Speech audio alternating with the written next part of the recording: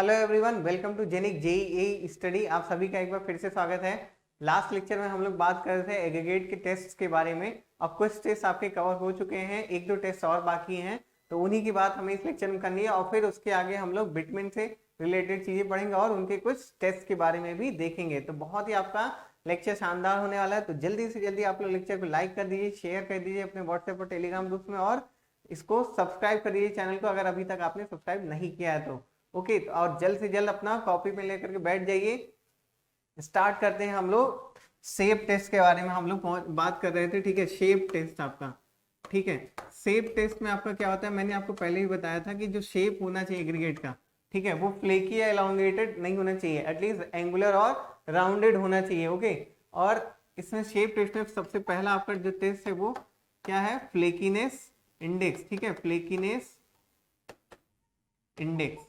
इसमें क्या होता है, फ्लेकीनेस इंडेक्स में आपका जो फ्लेकीनेस इंडेक्स है तो लिखिए F इंटू आई, यानी कि flakiness index equal to W2 by W1। Okay, अब यहाँ पे W1 क्या है, weight of, total weight of aggregate, ठीक है। यहाँ पे लिख देते हैं W1 equal to total weight of aggregate, ठीक है। और W2 आपका क्या है, weight of aggregate, weight of aggregate passing, ठीक है, पासिंग फ्रॉम 0.6, ठीक है। वेट ऑफ एग्रीगेट, इसको यहाँ पे थोड़ा सा करेक्ट करते हैं, ठीक है। वेट ऑफ एग्रीगेट ऑफ, ठीक है, देखिए wait of aggregate of 0.6 into D mean size particle. इसका मतलब यहाँ पे ये है कि जो आपका फ्लेकीनेस इंडेक्स है, इसमें टोटल वेट ऑफ एग्रीगेट, यानी कि आपको जितना भी एग्रीगेट है, ठीक है, वो कैसा होना चाहिए, उसमें जो छोटे पार्टिकल्स हैं, ठीक है, वो कितने होने चाहिए। आपका जो एवरेज है, ठीक है, छोटे साइज से लेके बड़े साइज तक का जो एवरेज बन रहा है उसका 0.6 से 0.6 टाइम, यानी कि 0.6 गुने से आपका कम नहीं होना चाहिए, ठीक है। जो साइज है आपका वो उसके 0.6 गुने से कम नहीं होना चाहिए। ये होता है आपका क्या, फ्लेकीनेस इंडेक्स। अब फ्लेकीनेस इंडेक्स जो है ये कितना होना चाहिए, नॉट ग्रेटर देन आपका 15% होता है, ठीक है। क्या होता है आपका, नॉट ग्रेटर देन 15%। और जो पार्टिकल की साइज है वो भी आप यहाँ पे लिख लीजिए, ठीक है। पार्टिकल साइज जो है, पार्टिकल साइज, ठीक है, या एग्रीगेट साइज भी हम बोल सकते हैं। क्या बोल सकते हैं, एग्रीगेट साइज, ठीक है। इसको आप चाहे तो इसको आप एग्रीगेट साइज ही कर लीजिए, ठीक है। देखिए एग्रीगेट साइज, यहाँ पे लिखते हैं एग्रीगेट साइज, वो आपका 6.3 mm के अप्रॉक्स में होना चाहिए, इससे कम नहीं होना चाहिए, ठीक है। कितना, 6.3 mm से कम नहीं होना चाहिए, उससे अधिक ही होना चाहिए, ठीक है। तो आप इसको चाहे तो यहाँ पे बना सकते हो सिंबल किसका, ठीक है। देखिए इसको हम बढ़ा दिए कि आपका इससे अधिक ही होना चाहिए। ये तो हो गया आपका क्या, फ्लेकीनेस इंडेक्स। अब इसी तरह आपका क्या होगा, इलोंगेशन इंडेक्स। तो देखिए इलोंगेशन इंडेक्स हम लोग यहाँ पे लिखते हैं, सेकंड है आपका क्या, elongation index. Okay, elongation index second. अब इलोंगेशन इंडेक्स का भी सेम फॉर्मूला क्या है आपका, E I equal to W2 upon W1। क्या है, W2 अपॉन W1। अब W1 क्या है, टोटल वेट ऑफ एग्रीगेट, पहले से ही क्लियर है। और W2 क्या होगा आपका, यहाँ पे wait of aggregate of 1.8 into D mean size, ठीक है। एग्रीगेट यहाँ लिख दें या पार्टिकल लिख देते हैं, ठीक है, पार्टिकल। ये आपका हो जाएगा क्या, इलोंगेशन इंडेक्स। अब इलोंगेशन इंडेक्स भी क्या होता है, ये आपका कितना होना चाहिए, नॉट ग्रेटर देन कितना, 15%, सेम है दोनों, ठीक है। तो यानी कि इलोंगेशन इंडेक्स का मतलब ये निकल रहा है कि आपके पास जो पूरा एग्रीगेट है उसमें जो मैक्सिमम साइज होनी चाहिए वो एवरेज मीन साइज के 1.8 टाइम से अधिक नहीं होनी चाहिए, ठीक है। तो ये हो गया क्या आपका इलोंगेशन इंडेक्स। अब इलोंगेशन इंडेक्स में भी जो एग्रीगेट की साइज है, एग्रीगेट साइज, ठीक है, ये भी इसमें भी आपका 6.3 mm से अधिक ही होनी चाहिए, उससे कम नहीं होनी चाहिए। तो ये हो गया क्या आपका इलोंगेशन इंडेक्स। ओके, अब इसके बाद हम लोग बात करें अगर इस इलोंगेशन इंडेक्स के बाद आपका होगा क्या, एंगुलरिटी नंबर, ठीक है, एंगुलरिटी नंबर यहाँ पे लिखते हैं। थर्ड आपका क्या, एंगुलरिटी नंबर, ठीक है, एंगुलरिटी नंबर। देखिए एंगुलरिटी नंबर से मतलब ये है कि जब आप कभी भी एग्रीगेट को क्या करते हो, एग्रीगेट को पैक करते हो, ठीक है, तो पैक करने में क्या होता है कि 33% उसमें टोटल वॉल्यूम का, मान लेते हैं आपका कुछ ऐसी बोरी है, ठीक है, और इसमें आपने पैक कर दिया है, ठीक है, और क्या होता है कि जब आप इसको पैक कर देते हो बोरी में, ठीक है, तो इसमें ये 33% इसमें वाइड भर जाते हैं, पूरे जो भी है जितना ये वॉल्यूम है इसमें 33% वाइड होते हैं, 67% आपका क्या होता है, एग्रीगेट होता है। तो अगर ये 33% से ज्यादा हो रहा है तब हम एंगुलरिटी नंबर निकालते हैं, और एंगुलरिटी नंबर कितना को एक तरह से क्या बोलते हैं, ये डिग्री ऑफ पैकिंग को शो करता है, क्या करता है, डिग्री ऑफ पैकिंग को शो करता है, ठीक है। तो यहाँ पे लिखते हैं it shows degree of packing, क्या है, डिग्री ऑफ पैकिंग, और एंगुलरिटी नंबर लाइज करता है, इट लाइज बिटवीन 0 to 11, यानी कि 0 से 11 के बीच में एंगुलरिटी नंबर लाई करता है। ओके, अब इसका फॉर्मूला क्या होता है, एंगुलरिटी नंबर का फॉर्मूला होता है, यहाँ पे लिखते हैं AN, angularity number equal to 67% minus percentage solid volume, ठीक है, परसेंटेज सॉलिड वॉल्यूम, यानी कि जो आपके पास सॉइल सॉलिड्स हैं, ठीक है, उनका वॉल्यूम परसेंटेज माइनस 67%, तो आपका क्या आ जाएगा, एंगुलरिटी नंबर, और एक इसमें 0 से 11 के बीच में लाई करता है। तो आपको इतनी चीजें याद रखनी होंगी। एलोंगेशन इंडेक्स क्या होता है आपका 1.8 इंटू डी मीन साइज से मतलब रखना है, फ्लेकीनेस इंडेक्स में 0.6 इंटू डी मीन साइज, और एंगुलरिटी नंबर आपका 0 से 11 के बीच में लाई करता है, और आपका एंगुलरिटी नंबर आपका कितना 67% minus percentage of solid volume, यही होता है आपका एंगुलरिटी नंबर। अब इसके बाद देखिए हम क्या करेंगे, एंगुलरिटी नंबर के बाद अब आपका यहाँ पे शुरू होगा दूसरा टेस्ट आपका, एक और क्या बचा है, स्ट्रिपिंग वैल्यू टेस्ट, ठीक है, या इसको हम एक और नाम से जानते हैं, यहाँ पे लिखते हैं ये आपका बिटुमिन एडहेशन टेस्ट, या एक तरह से इसको कह सकते हैं स्ट्रिपिंग वैल्यू टेस्ट, ठीक है, यानी कि जो आपका एग्रीगेट है वो बिटुमिन के साथ उसकी एडहेशन प्रॉपर्टीज को चेक करना है, क्या करना है, एडहेशन प्रॉपर्टीज को चेक करना है इसमें, इस टेस्ट में, ठीक है। तो स्ट्रिपिंग वैल्यू जो होता है वो आपका, बस आपको इसमें इतना जानना है कि ये आपका स्ट्रिपिंग वैल्यू यहाँ पे लिखते हैं, स्ट्रिपिंग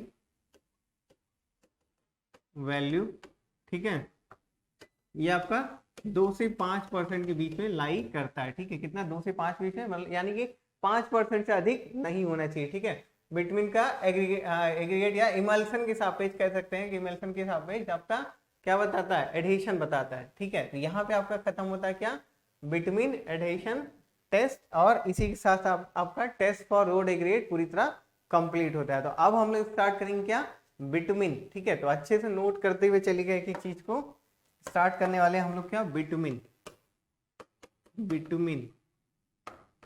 ठीक है। देखिए बिटुमिन क्या होता है, बिटुमिन आपका किससे प्राप्त किया जाता है, पेट्रोलियम मटेरियल से, ठीक है, पेट्रोलियम से, तो उसी चीज को हमें लिखना है, ठीक है। बिटुमिन क्या होता है आपका, पेट्रोलियम से प्राप्त होता है, तो यहाँ पे लिखते हैं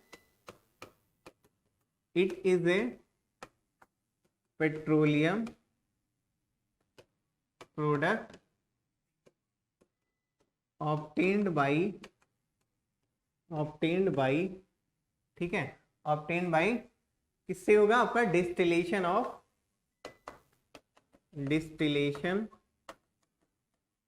ऑफ पेट्रोलियम, ठीक है, पेट्रोलियम प्रोडक्ट, ठीक है। ये आपका क्या होता है, बिटुमिन, ठीक है। अब इसमें क्या है, पेट्रोलियम प्रोडक्ट क्या होते हैं आपके, जो कच्चा आपका तेल निकलता है ना, ठीक है, वही है आपका पेट्रोलियम प्रोडक्ट, या इसको हम लिख सकते हैं पेट्रोलियम क्रूड ऑयल ही लिख देते हैं, ठीक है, पेट्रोलियम क्रूड ऑयल, यानी कि जो कच्चा तेल है, ठीक है, क्रूड ऑयल निकल रहा है, उसी का आपको क्या कराना है, डिस्टिलेशन कराना है, ठीक है, आसान हिंदी में आपने वर्ड सुना होगा, ठीक है, तो वही चीज आपको कराना है बिटुमिन में। ओके, अब बिटुमिन के बाद, ठीक है, दूसरी चीज हम यहाँ पे देखते हैं क्या, बिटुमिन के बाद आप देखते हैं एस्फॉल्ट, क्या है आपका एस्फॉल्ट, ठीक है, देखिए एस्फॉल्ट क्या होता है, अगर हम बिटुमिन में इनर्ट मटेरियल या मिनिमम मिनरल, इनर्ट मटेरियल या मिनरल्स ऐड कर देते हैं तो ये आपका क्या बन जाता है, एस्फॉल्ट, ठीक है, बिटुमिन में अगर हम इनर्ट मटेरियल या क्या यूज कर दें, ठीक है, आपका मिनरल्स ऐड कर दें तो ये आपका एस्फॉल्ट बन जाता है, ठीक है। दूसरी चीज क्या होती है कि एक चीज आप बिटुमिन जान लीजिए कि बिटुमिन जो होता है इंडिया में कहाँ पाया जाता है, इंडिया में आपका ये कहाँ पाया जाता है, डिगबोई, डिगबोई, और ये कहाँ पे है, असम में, कहाँ पे है, असम में, ठीक है, ये इंडिया में डिगबोई में पाया जाता है। ओके, अब एस्फॉल्ट की हम लोग बात कर रहे हैं, ठीक है, तो एस्फॉल्ट आपका क्या होता है बिटुमिन, यहां लिख देते हैं बिटुमिन कंटेनिंग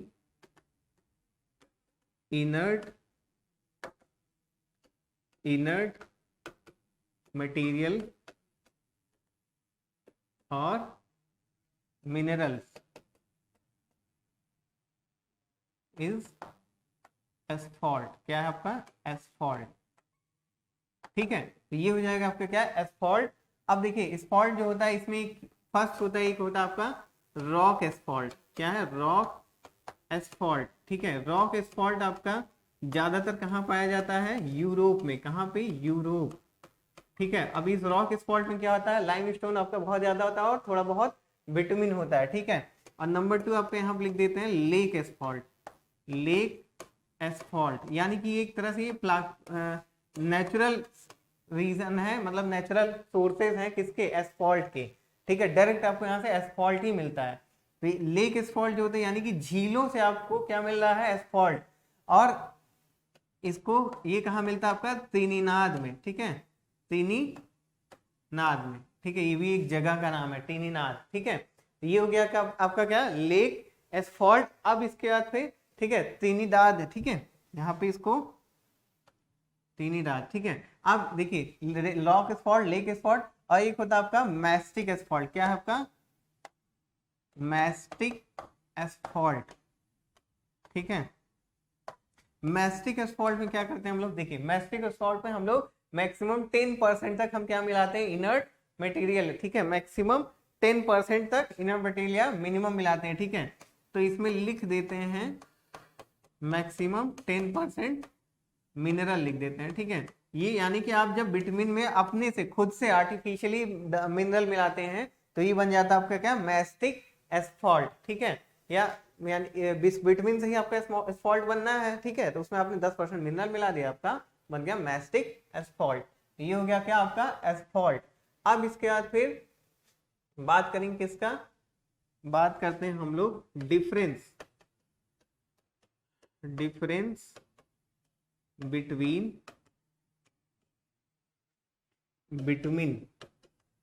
बिटुमिन एंड टार, ठीक है, क्या तार आप बोलते हो इसको, कोल तार, या ठीक है रोड तार, जब कोल तार को एकदम प्योर फॉर्म कर दिया जाता है तो उसको हम रोड तार बोलने लगते हैं, ठीक है। तो इसके बीच में हमको डिफरेंस देखना है, एक तरफ आप लोग लिख लीजिए बिटुमिन, इसी से आपका तार का भी डिफिनीशन और डिफरेंस जो भी है सब क्लियर हो जाएगा, ठीक है, तो दोबारा आपको लिखना नहीं पड़ेगा। तो यहाँ पे लिख दीजिए एक तरफ बिटुमिन और दूसरी तरफ आप लिख दीजिए टार। अभी मैंने आपको बताया था बिटुमिन कैसे प्राप्त होता है, आपको कैसे मिलता है, आपको पेट्रोलियम को डिस्टिलेशन कराने से मिलता है, ठीक है, पेट्रोलियम क्रूड ऑयल को। और टार आपको कैसे मिलता है, तार आपको मिलता है वुड को या कोल को, ठीक है, डिस्टिलेशन कराना पड़ता है। तो वही चीज हमको यहाँ पे लिख देनी है, बिटुमिन में क्या लिखेंगे, it is manufactured by fractional distillation of petroleum, क्या है आपका फ्रैक्शनल डिस्टिलेशन ऑफ पेट्रोलियम। और उसमें क्या लिखेंगे, यहाँ पे लिखेंगे it is manufactured by destructive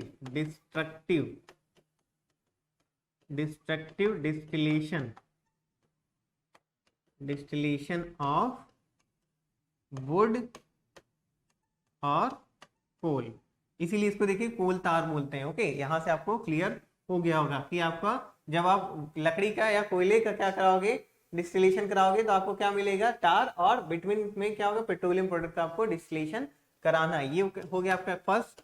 second लिख दीजिए इट इज कॉस्टली, यानी कि आपका जो क्या है बिटवीन, ये कॉस्टली होता है, ठीक है, लेकिन आपका इसमें क्या होता है, ये टार जो है इट इज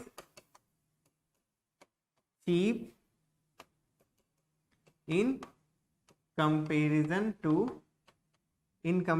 टू बिटवीन, यानी कि बहुत सस्ता नहीं है, बस बिटवीन की अपेक्षाकृत सस्ता है। ओके, और इसके बाद अभी हो गया आपका दो डिफरेंस, ठीक है।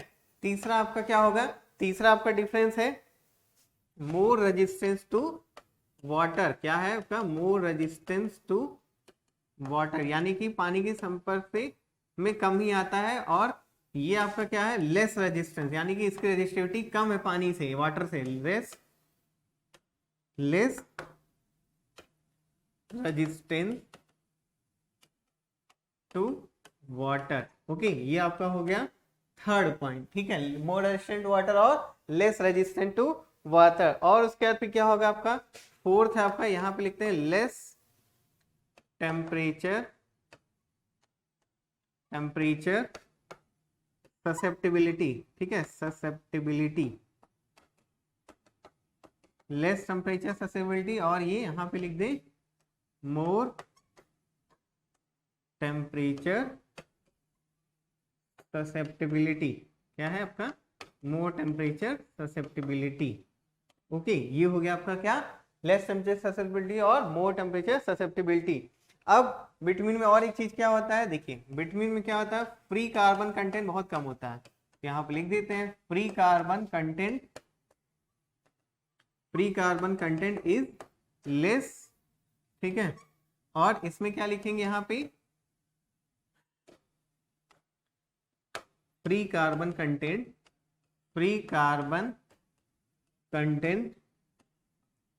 इज मोर, ठीक है। ये हो गया आपका क्या, फ्री कार्बन कंटेंट के बारे में। अब इसके अलावा आपका और क्या है कि इसकी सॉल्युबिलिटी कहाँ होती है, ठीक है, यहाँ पे लिख देते हैं छठवां पॉइंट, ठीक है, बिटवीन इज सॉल्युबल इन, किसमें होगा, कार्बन डाइसल्फाइड और कार्बन टेट्राक्लोराइड। तो यहाँ पे लिख देते हैं कार्बन डाइसल्फाइड, ठीक है, एंड कार्बन टेट्राक्लोराइड, इसको हम लिख देते हैं यहाँ पे carbon disulphide and carbon tetrachloride. Okay, ये हो गया आपका क्या, बिटवीन, किसमें सॉल्युबल है आपका, कार्बन डाइसल्फाइड और कार्बन टेट्राक्लोराइड में। और आपका टार किस में है सॉल्युबल, टार आपका सॉल्युबल होता है किसमें, टॉल्यूइन में, ठीक है, टार इज सॉल्युबल, ठीक है, सॉल्युबल इन, यहां लिख देते हैं क्या, टॉल्यूइन, ठीक है, टॉल्यूइन। ये हो गया आपका क्या डिफरेंस। कौन कौन से डिफरेंस है एक बार फिर से देख लेते हैं। आपका बिटवीन जो होता है वो किससे प्राप्त होता है, आपको पेट्रोलियम प्रोडक्ट से, और टार किससे मिलता है, वुड और कोल के डिस्टिलेशन से। और दो ए बिटवीन कॉस्टली होता है और टार आपका चीप होता है, और बिटवीन होता है जो ये मोर रेजिस्टेंस वाटर होता है, ठीक है, इसकी रेजिस्टेंस वाटर से के अपेक्षा वाटर से ज्यादा होती है वाटर के संपर्क में आने पर, और इसका लेस होगा टार का। और इसमें क्या होता है, लेस टेम्परेचर ससेप्टिबिलिटी होती है, और टार का मोर टेम्परेचर ससेप्टिबिलिटी होती है। बिटवीन आपका जो होता है उसमें carbon content, free carbon content, जो मुक्त कार्बन होते हैं वो, ठीक है, कम होंगे, और इसमें क्या होता है आपका टार में फ्री कार्बन कंटेंट ज्यादा होते हैं। बिटवीन जो है वो कार्बन डाइसल्फाइड और कार्बन टेट्राक्लोराइड में सॉल्युबल है, और टार जो है सिर्फ टॉल्यूइन में सॉल्युबल है। तो ये हो गया आपका क्या difference between between and tar. Okay, तो ये चीज आपके यहाँ पे क्लियर हो गया। अब देखते हैं टाइप ऑफ टार, ठीक है, टाइप ऑफ टार, ठीक है, टाइप ऑफ टार आपको देखना है। तो टाइप जो होता है टार के, ठीक है, वो 5 टाइप के हैं, RT1, ठीक है, RT2, RT3, RT4 और RT5, यानी कि इस नाम से आपका ये जाना जाता है, ठीक है, किसका टार जो है आपका इसी नाम से कुछ जाना जाता है, ठीक है। तो यहाँ पे आपका क्या है, देखिए इसमें एक चीज ये होती है कि आपका सॉफ्टनिंग पॉइंट इन सब का कितना है, तो यहाँ पे लिख देते हैं सॉफ्टनिंग पॉइंट, ठीक है, सॉफ्टनिंग पॉइंट, ठीक है। देखिए सॉफ्टनिंग पॉइंट में आपका ये होता है 48 डिग्री सेल्सियस, ये आपका होगा RT2 आपका 50 डिग्री सेल्सियस, 52 डिग्री सेल्सियस और 54 डिग्री सेल्सियस और ये 56 डिग्री सेल्सियस, ये है आपका क्या, सॉफ्टनिंग पॉइंट, ठीक है, सॉफ्टनिंग पॉइंट, ठीक है। अब सॉफ्टनिंग पॉइंट ये हो गया, लेकिन जब आप यूज करने जाओगे तो कितने डिग्री टेम्परेचर पे गर्म करोगे इसको, तब यूज करोगे, हमको यहाँ पे ये भी देखना है, ठीक है। सॉफ्टनिंग पॉइंट तो आपने देख लिया, ठीक है। तो इसके अलावा आपका क्या होगा, जब आप वर्क करने जाते हो, ठीक है, फॉर यहाँ पे लिख देते हैं वर्क के लिए, यानी कि वर्क के लिए कह सकते हैं यहाँ पे, तो आपको 90 डिग्री सेंटीग्रेड पे इसको गर्म करना होता है, ठीक है। और इसे आप गर्म करते हो कितने पे, 100 डिग्री सेंटीग्रेड पे, ये आपका 115 डिग्री सेंटीग्रेड पे, और ये 130 डिग्री सेंटीग्रेड, और लास्ट में आपका 140 डिग्री सेंटीग्रेड। अब जैसे जैसे आप नीचे आते जाते हो, ठीक है, RT1 से RT5 तक में, तो इसका जो विस्कोसिटी होता है ना, वो क्या होता है, विस्कोसिटी इसका इंक्रीज करता जाता है, ठीक है, विस्कोसिटी इसका इंक्रीज करता जाता है, यहाँ लिख देते हैं विस्कोसिटी इंक्रीजेस, ठीक है, जैसे जैसे आप नीचे आ जा रहा, RT1 का विस्कोसिटी कम है, RT5 का सबसे ज्यादा है। अभी RT1, 2, 3 ये सब किसके यूज होता है, ठीक है, एक तरह से जो कोई भी आपका लेयर है, ठीक है, मतलब कि सरफेस है, उसकी पेंटिंग में एक तरह से पेंटिंग क्या, उसके ऊपर एक कोट लेयर डालने में, ठीक है। और ये लास्ट वाला RT5 जो है, ये आपका यूज होता है किसमें, ग्राउटिंग पर्पज से यूज होता है, ठीक है। तो ये हो गया आपका क्या, टाइप ऑफ तार, ठीक है। अब इसके बाद आपको क्या देखना है, इसके बाद आपका है कट बैक इमल्सन, क्या है आपका, कट बैक इमल्सन, इसको आप चाहे तो नोट कर लीजिए और स्क्रीनशॉट भी ले सकते हैं, ठीक है। तो यहाँ पे देखिए ये बिफोर वर्क है, ठीक है, यानी कि आपको काम लेने से पहले इसको इतने पे गर्म करके तब आप काम लेते हैं। तो ये हो गया आपका क्या अब इसका देखिए यहाँ पे हम लिखते हैं क्या, कट बैक इमल्सन, ठीक है, सॉरी कट बैक बिटवीन, ठीक है, या कहीं कहीं पे सिर्फ कट बैक ही लिखा रहता है, ठीक है, तो वही चीज है आपका। देखिए कट बैक बिटवीन, अब कट बैक बिटवीन क्या होता है, देखिए कट बैक बिटवीन जो होता है कि इसको लिखते हैं if the viscosity of bitumen is reduced, ठीक है, if the viscosity of bitumen is reduced by adding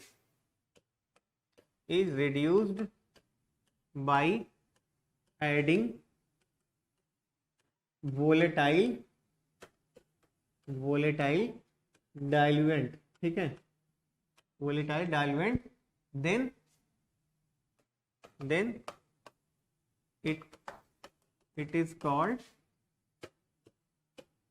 cut back between, ठीक है। ये है आपका क्या, कट बैक बिटवीन, यानी कि जब आप बिटवीन में वोलेटाइल डायलुएंट मिला देते हैं, ठीक है, मेन आपका यहाँ पे यही है, ठीक है, वोलेटाइल डायलुएंट, ठीक है। वोलेटाइल डायलुएंट क्या होता है कि यानी कि जो एक तरह से गैस वाली चीज है, वाष्पशील चीजें, ठीक है, जो वाष्पशील चीजें, आप जैसे क्या क्या इसमें मिलाते हैं, ठीक है, यहाँ पे लिख देते हैं, ठीक है, यहाँ पे लिख देते हैं एग्जाम्पल, ठीक है, आपका एग्जाम्पल क्या है, यहाँ पे एग्जाम्पल लिख देते हैं, जैसे गैसोलीन अगर आप मिला देते हो, ठीक है, गैसोलीन, ठीक है, या नेफ्था, ठीक है, तो ये सारी चीजें एक तरह से कट बैक बिटवीन में, मतलब कि बिटवीन में हम मिला देते हैं, तो आपका क्या बन जाता है, कट बैक बिटवीन, ठीक है।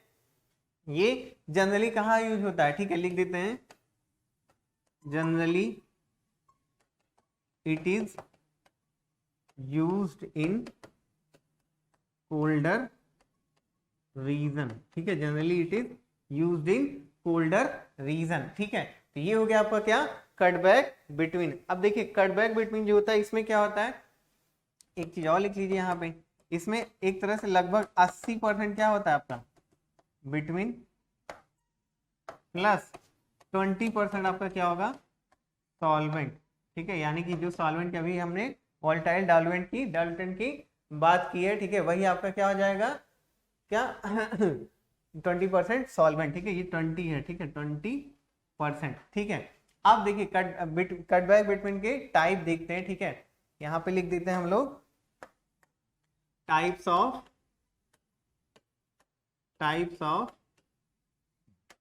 कट बैक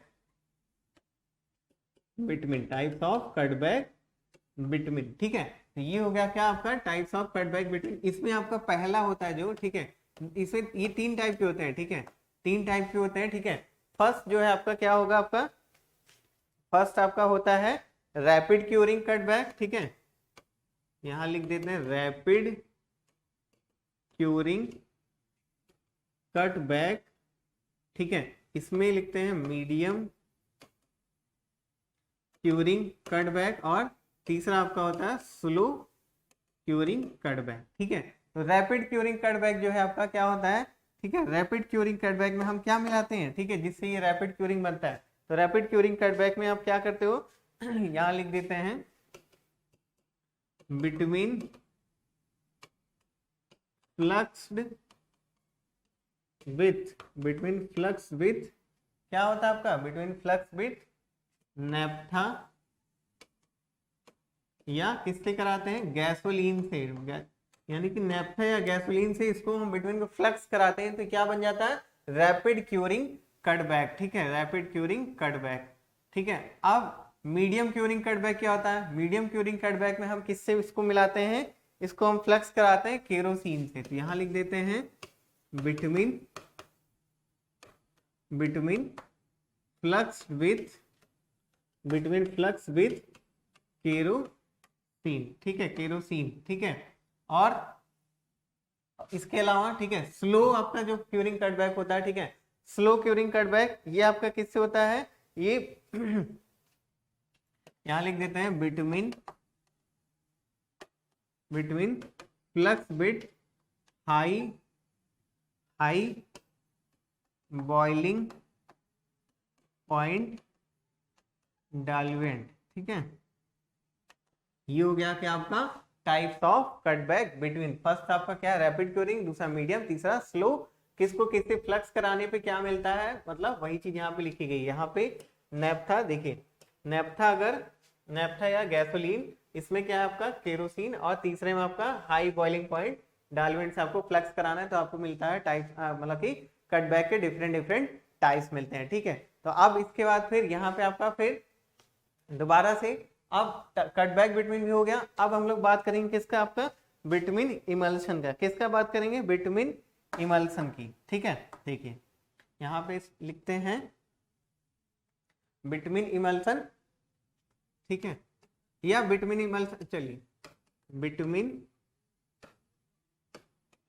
इमल्शन, ठीक है, बिटवीन इमल्शन। अब देखिए इमल्शन जो होता है, एक चीज पहले ये समझिए, इमल्शन जो होता है इसमें 60% आपका क्या होता है, यहाँ पे लिख देते हैं पहले यही चीज, 60% आपका बिटवीन होता है, ठीक है। अब बाकी के 40% क्या रहेंगे, ये बाकी का आपका 40% आपका क्या होता है वाटर, ठीक है, 40% वाटर, ठीक है। तो ये होता है आपका क्या बिटवीन, ठीक है। अब दूसरी चीज बिटवीन इमल्शन जो होता है, एक तरह से क्या होता है, जैसे आप कभी वाटर के अंदर तेल मिला दीजिए, ठीक है, सरसों का तेल या कोई भी तेल, ठीक है, तो ऑयल मिला दीजिए, तो फिर उसको हिला दीजिए तेजी से, तो उसके छोटे छोटे बबल के फॉर्म में आपको दिखने लगता है, मतलब कि वो मिल भी जाता है लेकिन मिला भी नहीं रहता है। तो इमल्शन की कहानी भी कुछ ऐसे ही है, ठीक है, कि बिटवीन और वाटर हम मिला के रख देते हैं, और जब हम रोड कंस्ट्रक्शन करते रहते हैं तो उस समय पे हम इसी को यूज कर लेते हैं, ठीक है। बाद में क्या होता है, वाटर जो होता है वो अपना निकल जाता है, उड़ जाता है, या जो भी हो जाए उसका, और जो बिटवीन बचता है प्योर फॉर्म में, वही आपका क्या होता है कि एकदम अच्छे से बाइंडिंग करके चिपक जाता है और आपका काम हो जाता है। तो ये हो गया आपका क्या, बिटवीन इमल्सन। ठीक है, एक तरह से यहाँ पे इसको लिख सकते हैं, इट इज अ ठीक है, it is a condition in which, it is a condition in which ठीक है, it is a condition in which between is suspended, between is suspended in aqueous। ठीक है, aqueous यहाँ आप लिखिएगा, aqueous मीडियम। ठीक है, aqueous मीडियम, ये हो जाएगा क्या आपका। ठीक है, और ये जनरली क्या होता है, ये इट इज यूज, यहाँ लिख दीजिए, it is used for patch up work. ठीक है, ये पैचअप वर्क के लिए आपका इस्तेमाल किया जाता है। ठीक है, यानी कि आपका ये पैचअप वर्क के लिए यूज किया जाता है। और इसका क्या काम होता है, ठीक है, जनरली ये कहाँ यूज किया जाता है, कब यूज किया जाता है, इट इज यूज, ठीक है, इसको लिख दीजिए, it is used in rainy season also. ठीक है, यानी कि आप इसको रेनी सीजन में भी यूज कर सकते हैं। ठीक है, ये हो गया आपका क्या, बिटवीन इमल्सन। अब इसके बाद इसका टाइप्स देख लेते हैं। ठीक है, यहाँ पे लिखते हैं types of between emulsion, types of between emulsion. Okay, ये हो गया आपका क्या, टाइप। अब इसमें देखिए टाइप्स में आपका ये भी आपका कितने, 3 टाइप का होता है। ठीक है, 3 टाइप का आपका ये होता है। ठीक है, जिसमें आपका फर्स्ट टाइप है आपका रैपिड सेटिंग। ठीक है, रैपिड सेटिंग। ठीक है, दूसरा मीडियम सेटिंग। ठीक है, और तीसरा आपका स्लो सेटिंग। ठीक है, तो रैपिड सेटिंग में हम क्या करते हैं, रैपिड सेटिंग जो होता है ये आपका, ठीक है, ये सरफेस पेंटिंग के लिए यूज किया जाता है। लिख देते हैं यहाँ पे, यूज्ड फॉर सरफेस, ठीक है, पेंटिंग। ठीक है, यूज फॉर सरफेस पेंटिंग। आपका रैपिड सेटिंग सरफेस पेंटिंग के काम में लिया जाता है, या सरफेस ड्रेसिंग भी लिख सकते हैं। और इसको लिख देते हैं used for pre mixing, use for pre mixing with coarse aggregate. क्या है, use for pre mixing with coarse aggregate. और स्लो सेटिंग आपका क्या होता है, use for fine aggregate mixes. लिख देते हैं यहाँ पे, used for fine aggregate mixes. ठीक है, ये हो गया आपका क्या, टाइप्स ऑफ बिटवीन इमल्सन। यहाँ पे आपका देखिए खत्म हो रहा है क्या, बिटवीन इमल्सन। तो आज हमने देखिए इतना कुछ देखा कि किसकी कौन से टाइप है, मतलब बिटवीन के बाद फिर एस्फॉल्ट के बारे में, एस्फॉल्ट के टाइप्स, फिर डिफरेंस बिटवीन एंड टार। ठीक है, उसी जगह से टार की डिफिनेशन जान लिया, फिर टार के टाइप्स, फिर आपने कटबैक देखा, कटबैक क्या होता है। ठीक है, और उसके बाद आपका बिटवीन इमल्सन, इमल्सन में क्या, किसमें कितने परसेंटेज बिटवीन है, वो चीज यहाँ से आपका एकदम क्लियर हो गया आज। ठीक है, तो इसके बाद फिर अब आपका क्या है, इसके बाद आपका स्टार्ट होना है टेस्ट रिलेटेड फ्रॉम बिटवीन। ठीक है, जो भी आपके टेस्ट हैं वो अब आपका स्टार्ट करना है। ठीक है, तो यहाँ पे टेस्ट लिख देते हैं, test for bitumen, test for bitumen. ठीक है, तो इसमें कई सारे टेस्ट आपको देखने हैं। ठीक है, जैसे opening point test, penetration test, spot test, ठीक है, flash and fire point test, specific gravity test. ठीक है, कई सारे टेस्ट हैं, तो फिर वो एक एक करके हम लोग देखेंगे अब नेक्स्ट क्लास में। तो आप लोग जो भी अभी पढ़े उसको एक बार जरूर रिवीजन कर लीजिएगा। कोई डाउट आता है तो कमेंट कर दीजिएगा, और रिवीजन करते रहिए, टेस्ट सीरीज भी देते रहिए, प्रैक्टिस करते रहिए। बिल्कुल टेंशन लेने की जरूरत नहीं है, जेनिक आपके साथ है, पूरी तरह से सहयोग कर रहा है। ठीक है, टेलीग्राम ग्रुप से आप लोग जरूर जुड़ जाइए, वहां पे भी आप अपने डाउट पूछ सकते हैं। तो मिलते हैं फिर हम लोग नेक्स्ट क्लास में। Till then love you all, bye.